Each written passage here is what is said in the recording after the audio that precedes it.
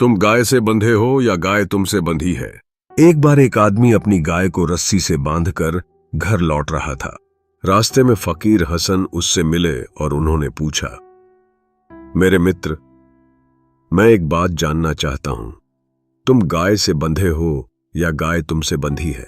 आदमी ने थोड़ा हैरान होकर कहा, तू पागल मालूम होता है, यह भी कोई पूछने की बात है। जाहिर है कि गाय मुझसे बंधी है, क्योंकि मैं उसे रस्सी से बांध कर ले जा रहा हूं। फकीर हसन मुस्कुराए और बोले, ठीक है, तो एक काम कर, अगर गाय तुम्हारे से बंधी है तो रस्सी छोड़ दे और देख, क्या वो तुम्हारे पीछे चलेगी।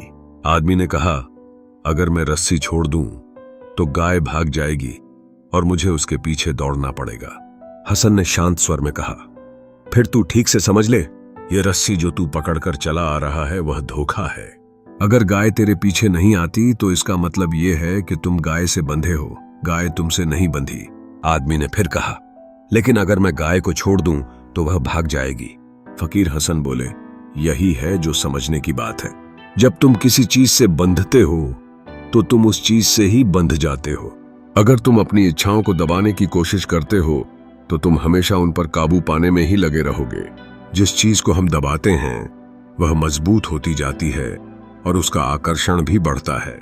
इस कहानी से हमें यह सीखने को मिलता है कि जिस चीज को हम पकड़कर रखते हैं वही हमें भी पकड़ लेती है।